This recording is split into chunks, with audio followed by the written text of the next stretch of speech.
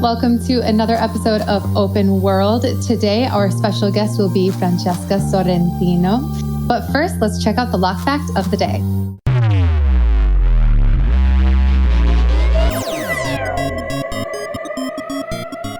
Hi, guys.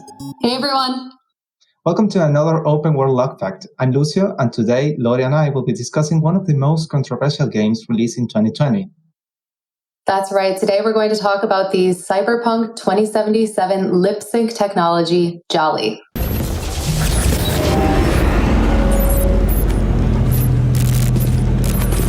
Wake the f*** up, samurai. We have a city to burn.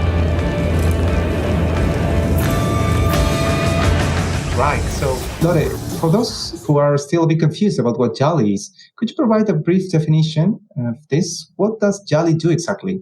Well, to put it simply, Jali is a facial animation company that has developed a really advanced artificial intelligence animation tool capable of recognizing not only speech features that are characteristic of any language, but also recognizing and reproducing gestures and other extra-linguistic features.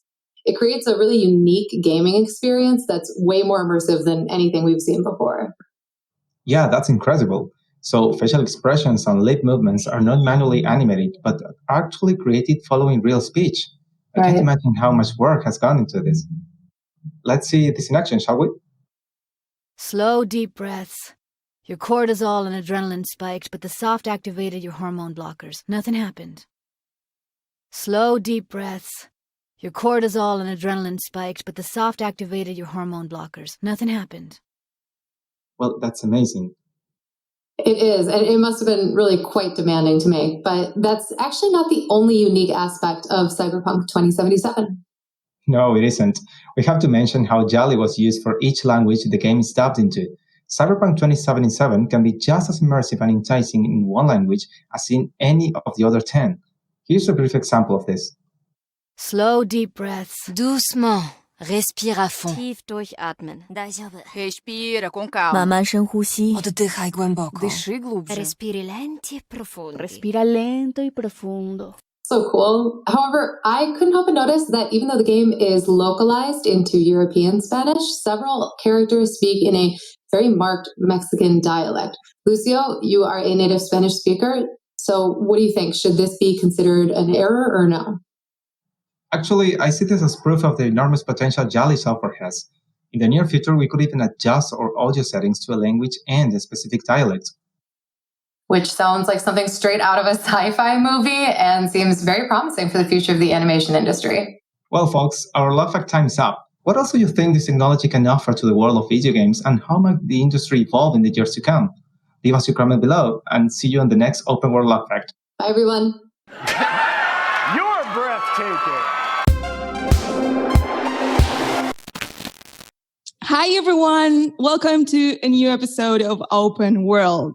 So today we have another amazing guest. She has been in the video game localization industry since 2010, covering various roles from marketing intern and translator for online games at Google and Big Point to senior multilingual localization specialist at Electronic Arts, managing large multilingual titles such as FIFA to program manager for the games department at Alpha CRC.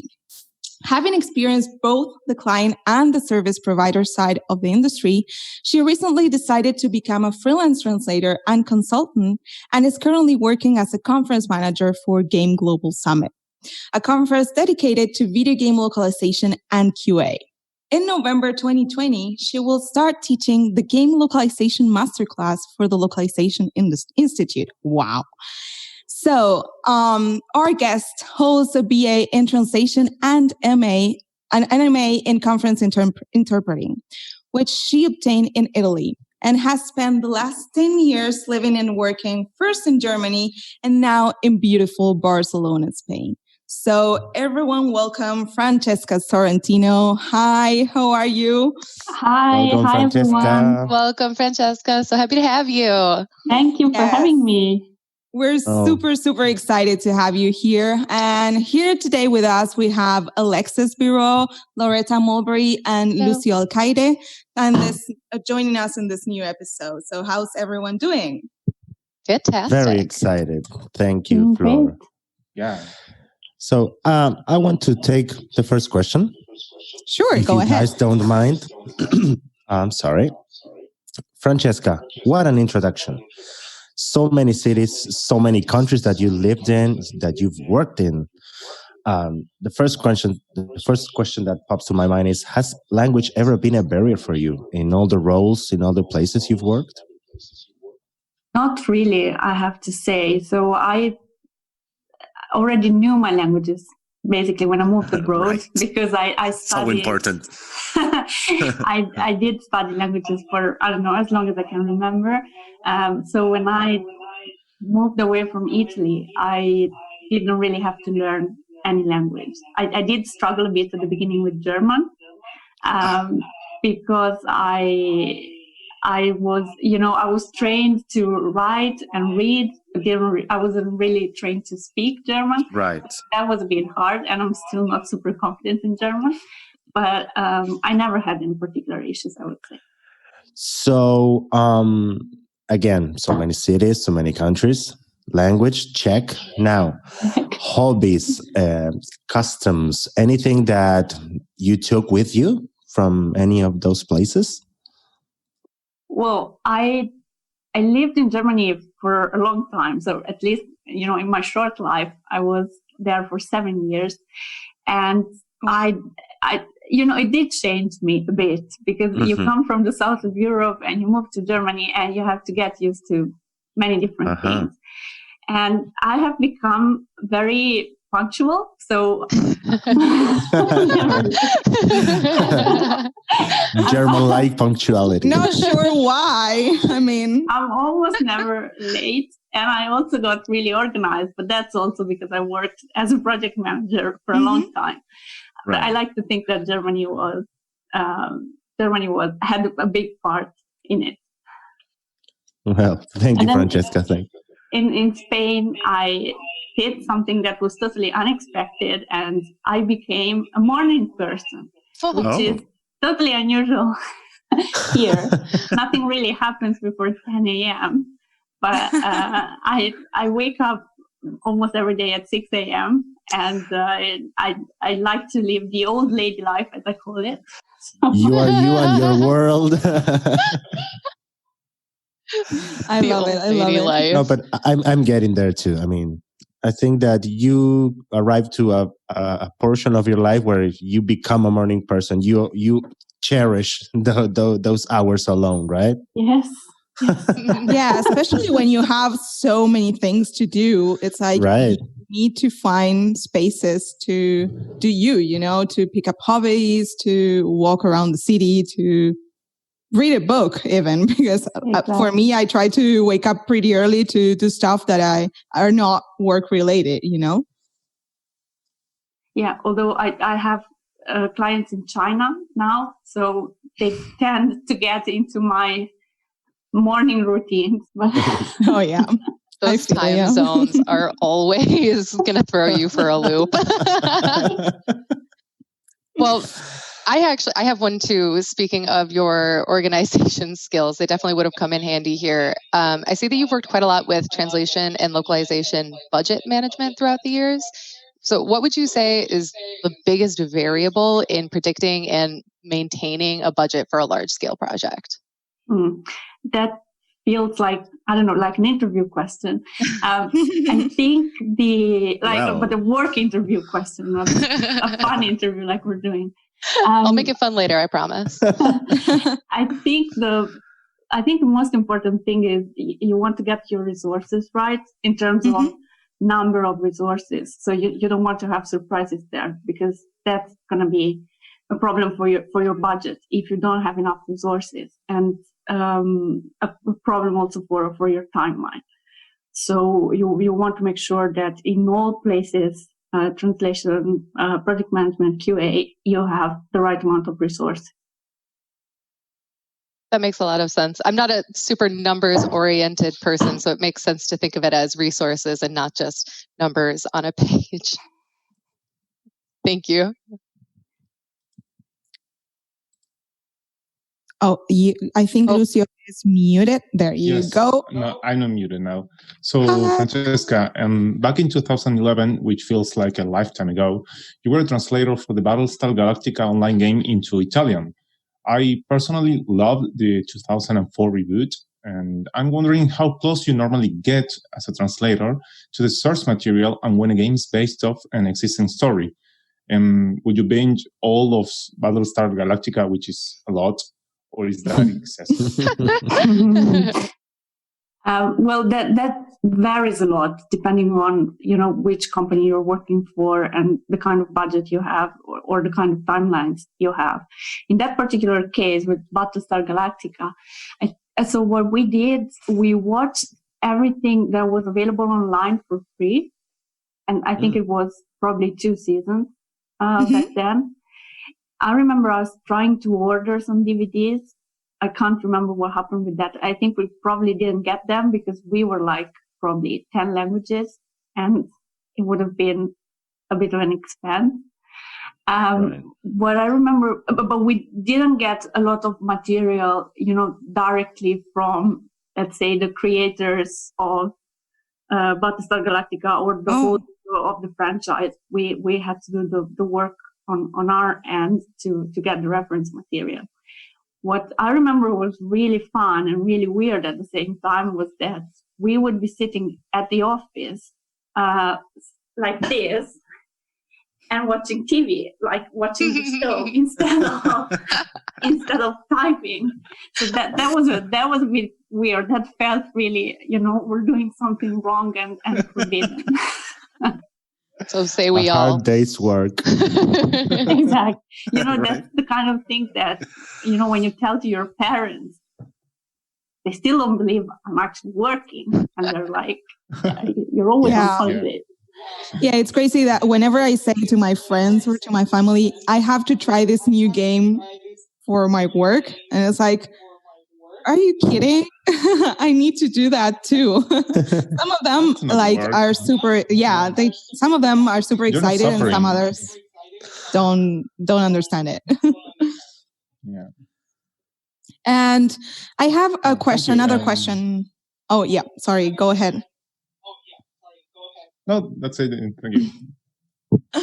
All right. So I have another question, and it's related also to your experience, because I know that you've been around for quite a long time now in the localization industry and in the video game industry as well. So is there anything that has changed since you started working in this industry?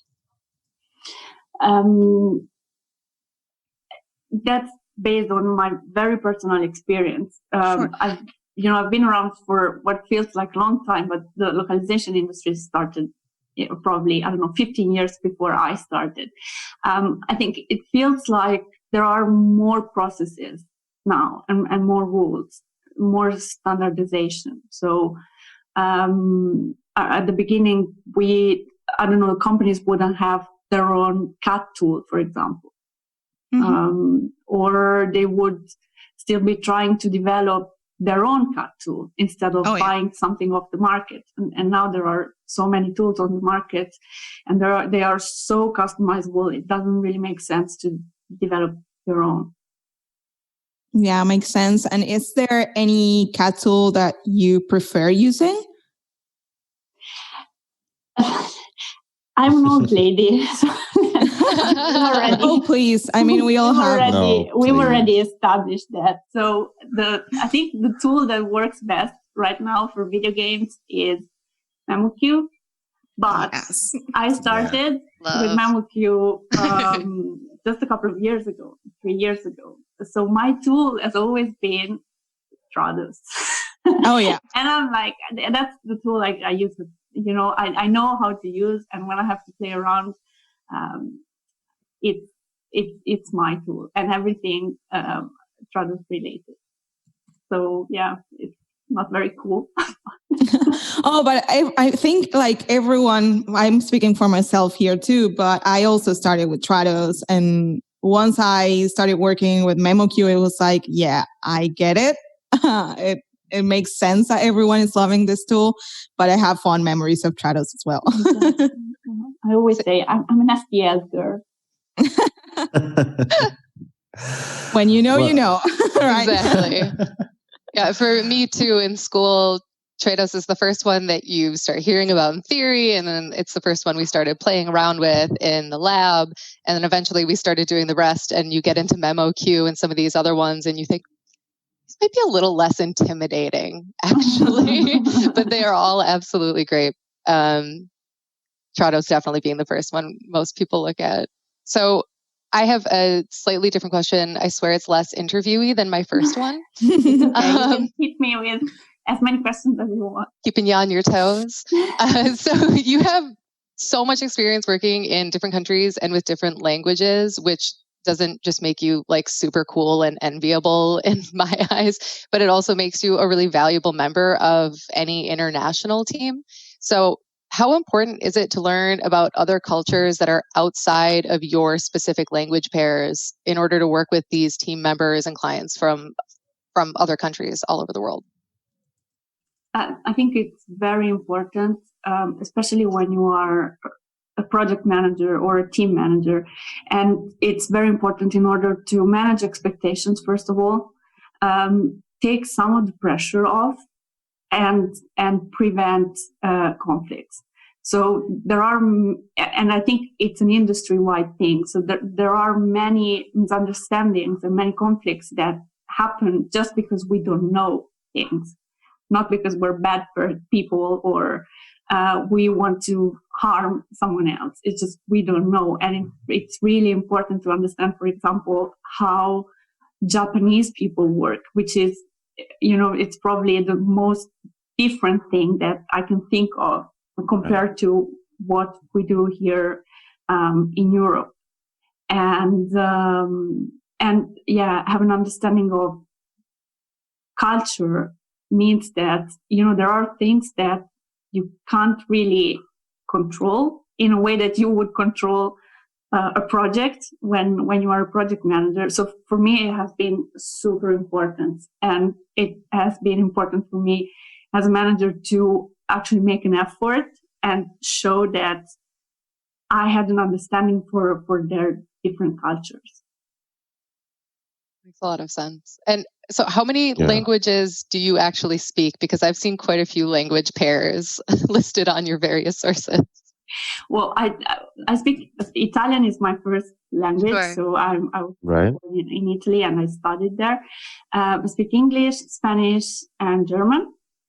And over the years, I had various other attempts at learning more languages. So one of them was Japanese, Portuguese, French, but they're still there. Just started, didn't continue with them. Oh, you were just so cool. Well, that's what we do over here in Europe. Every country is so tiny. You have to learn your neighbor's language. Oh yeah. Yeah, it makes sense. I'm not sure if everyone studied all of the languages that you did, but it makes total sense, of course. Yeah, you still need to get some credit there. Yeah. I don't think that all Europeans did your thing, to be honest. But Francesca, we've already established that you have so much experience at your young age. So what's your advice? I mean, if you had an advice to someone who is starting in video game localization, we talked about, I don't know, programs, or how was it when you started? Someone wants to start now. What would your advice be? My advice would be not to get stuck in a role or be looking for just one kind of job. I think the easiest way in so far has been as a translator.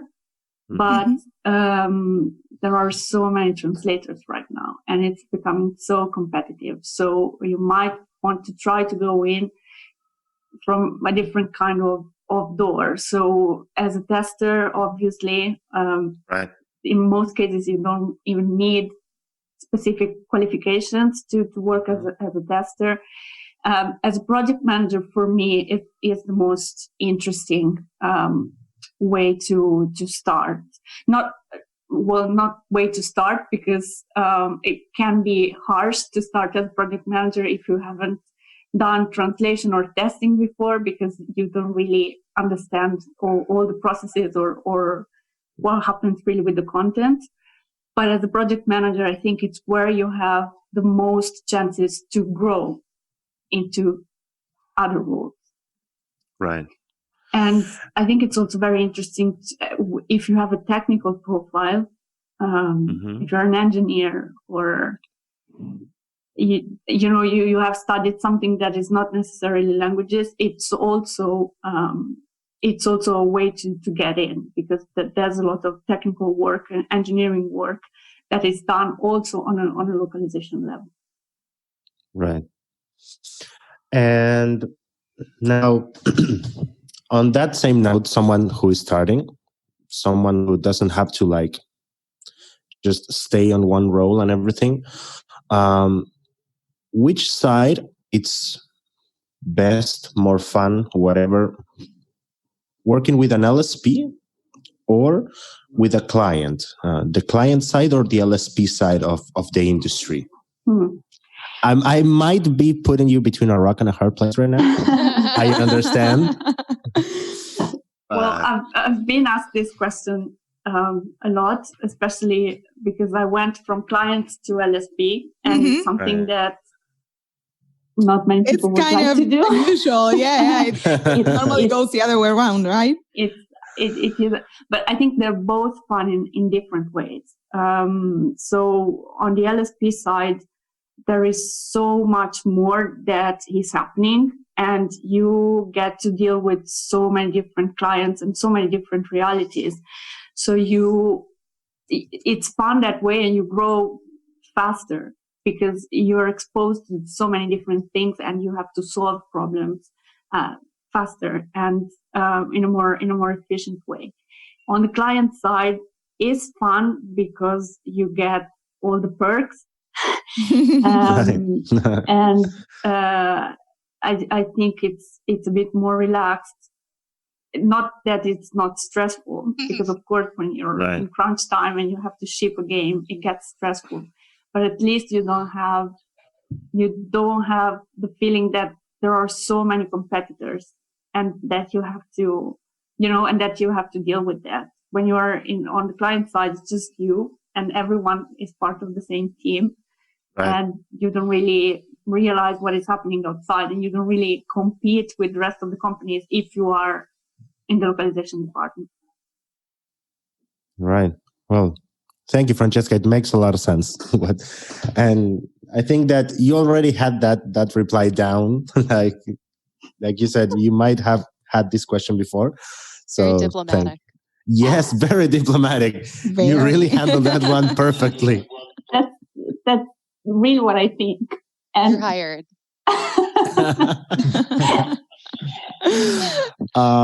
Lucio, I think that you have something on your mind.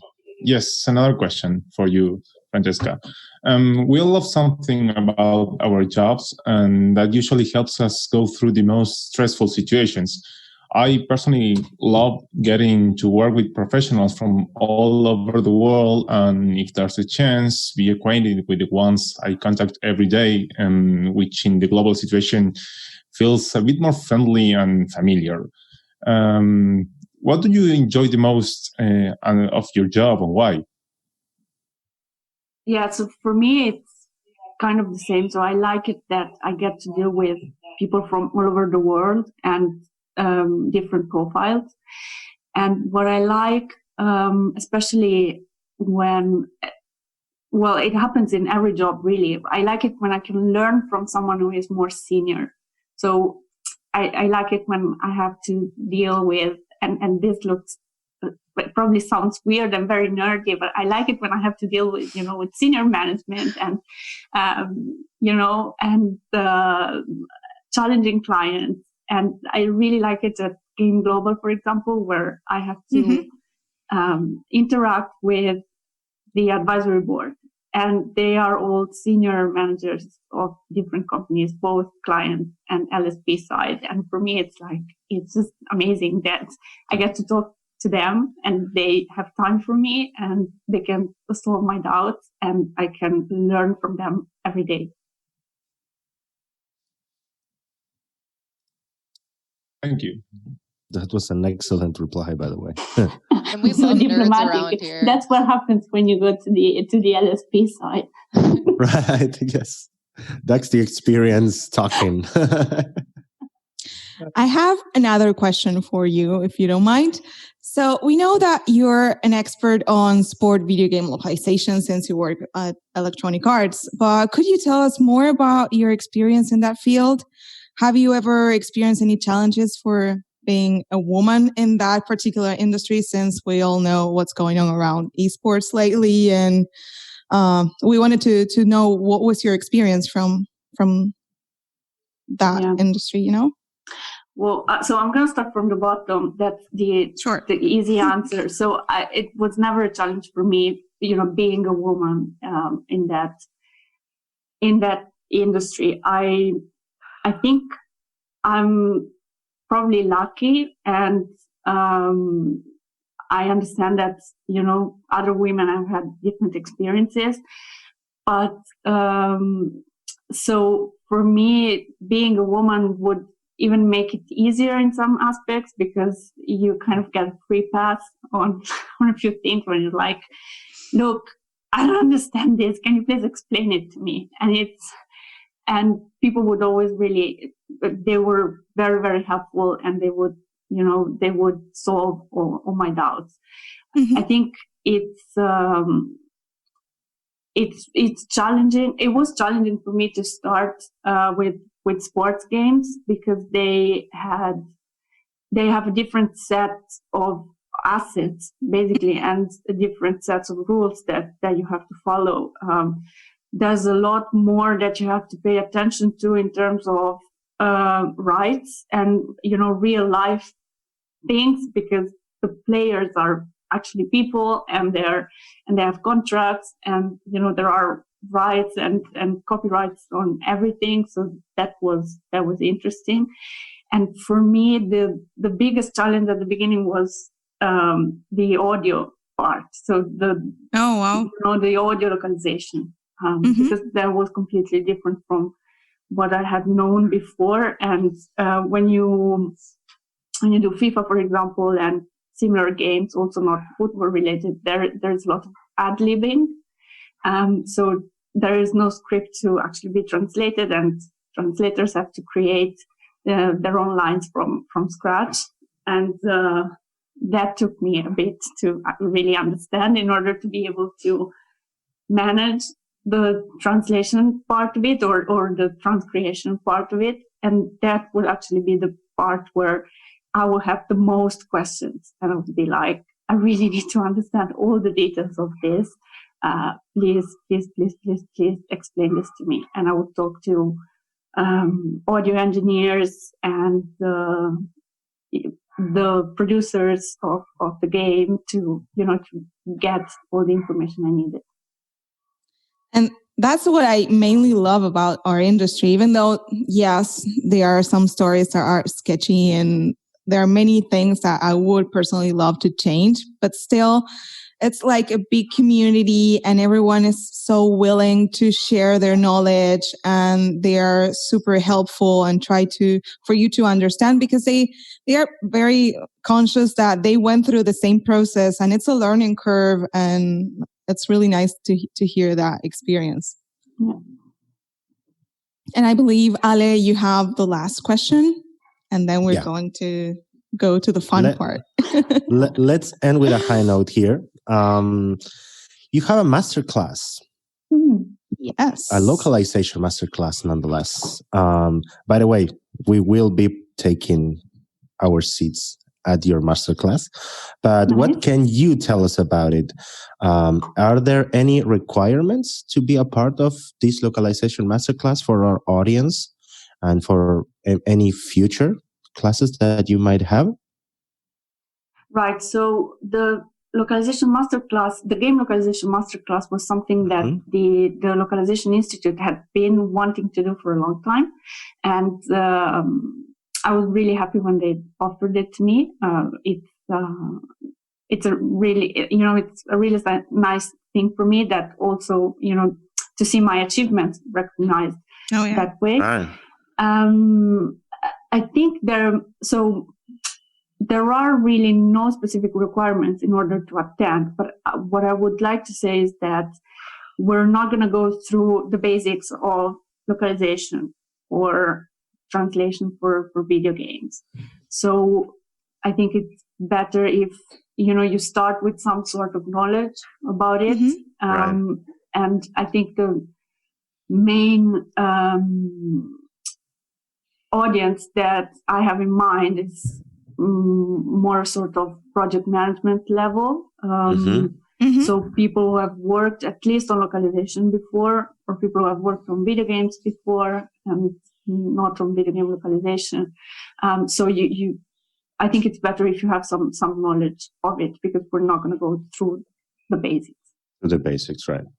Amazing. And how long did it take you to plan the whole masterclass? I bet it was hard work, wasn't it? It is, and I'm still in the process. So yeah, it's going to be a month from now, right? Exactly. So I started in August planning for it, and so the content is there, and I know what everything is going to be about, but of course I need to create the presentation, polish it, and I'm also keeping an eye on, who the attendees are and what kind of questions they have. So maybe there are some topics that can still be added if I see that they're particularly interesting for the attendees. Oh, yeah. Well, we recommend everyone listening and watching this show to go and check out the masterclass, because it's going to be in the 23rd of November. Correct me if I'm wrong. Yeah, we're starting on 23rd, and then we have four classes. Wonderful. So the Localization Institute, you can Google that information, and we'll leave all the details of Francesca in the comments in case you want to check that out. But we're super somewhere over there. Somewhere. But yeah, everyone should check it out because she's amazing. She has all this knowledge and she's actually sharing it with everyone through the Localization Institute. So we really, really recommend it. So now we're going to go to the fun part, if you don't mind. Oh my God. Sweet. Yes, I know that we asked you for some homework. Thank you so much for taking the time to send us this picture. And on this section, we usually start with memes. But since we know that you're a pet lover, we wanted to learn a bit more about your fluffy friends. So who is this? Right. So this is one of my parents' dogs, living in Tuscany, living a very nice life in Italy. I love her because she's so fluffy and she's so sweet. And she always knows when someone is taking a picture of her and she's posing in front of the camera. Yes, and we have proof of that because check this out. Oh my God. Oh my God. She was reading. She's all the intellectual girl. Very nerdy chic. Look at the paws. I mean, it's like, she's unbelievable. She's just like little bear. Yeah. She's super cute. I bet you miss her. Yeah, that's the reason why I go home every now and then. Lucky you. My parents don't like to hear that. Move over, Mom and Dad. All about the pets, right? So what's going on here? A little bit of violence. boxing? Yes. So this is the cat bullying the big dog. Look at the size of the dog. Like exactly. So dog is quite big, but it's like a scaredy cat. And so he's the kind of dog who gets scared when he barks too much. So he's also very, very cute, and he's such a good boy.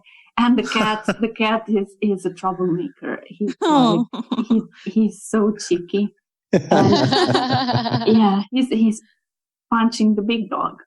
And he knows he's got the power in there. Like, of course, he won't do anything to him. They're so cute. And also, he has a little door that he can run away through. So you don't need to open the door for him. He has the little, I don't know what you call it in English. So he's an independent cat. Walk through exactly. door. Whenever he like gets in trouble, he can just run away. She's smart cat. Gets away with murder, right?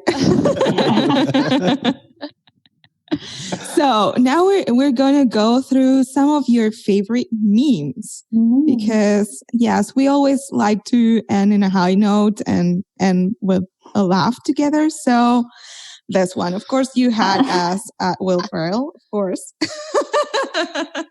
Curly-haired Will Ferrell, nonetheless. That's a classic look. There's like something with curls. We started with the fluffiness, and we're still with it. That's just the vibe of the day is fluffy. Oh yeah, apparently. I love this one.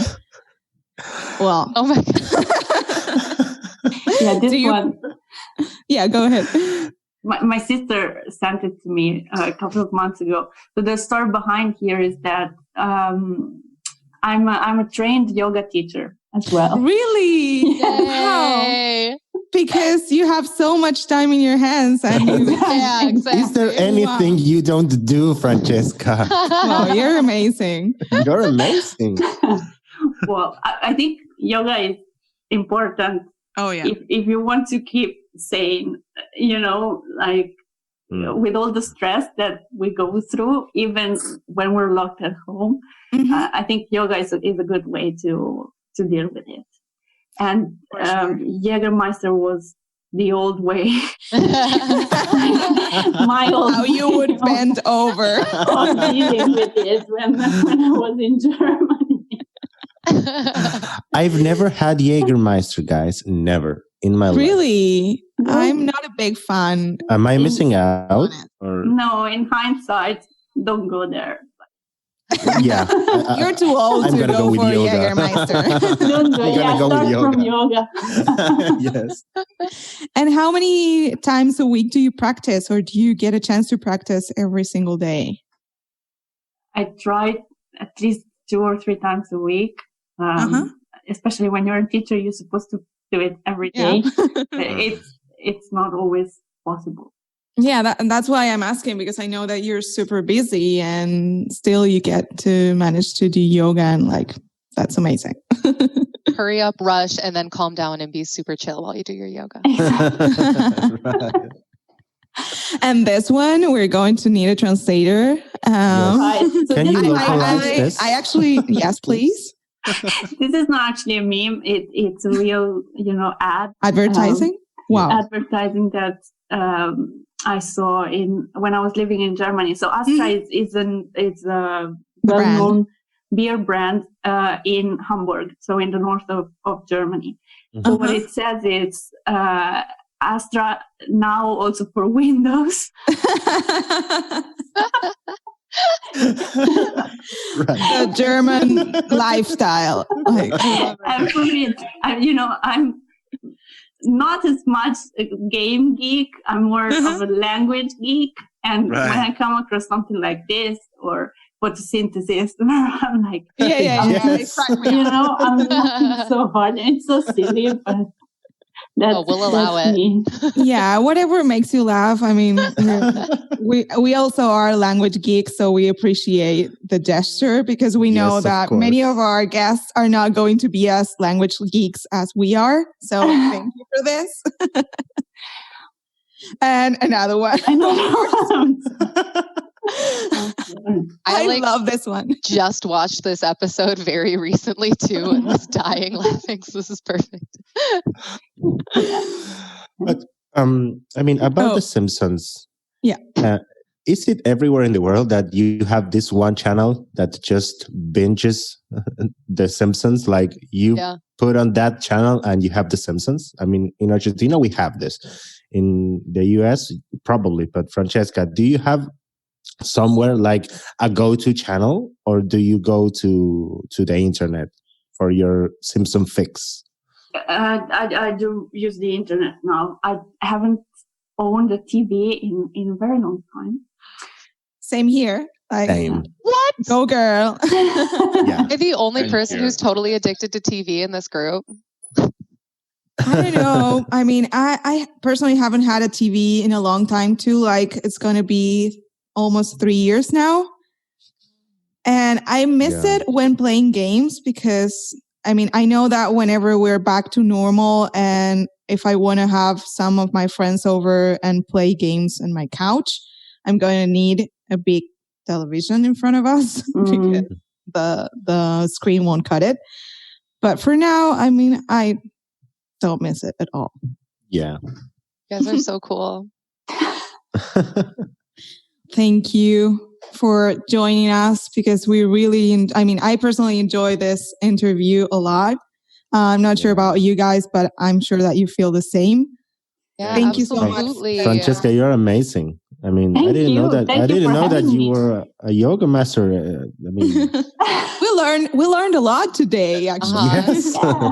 Well, let's have another interview next week so you can tell me again how amazing I am. I don't get whenever you need it, girl. Whenever you need a pick me up, we're here to cheer you. Serving ego boosts anytime. Yeah. Amazing. Anytime. Well, thank you so much for your time.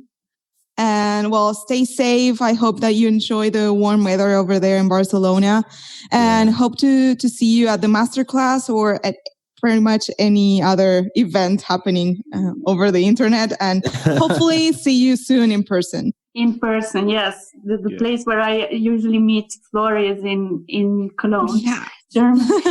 Nice. Yeah, we've met a couple of times now over the years, over Gamescom, over GDC and Game Connection. So I really miss that. So I hope I can see you again soon, Francesca. Yeah, me too. Thanks a lot, guys. Thank you so much. Francesca. Take care. Take care. Bye. Bye. Have a nice weekend.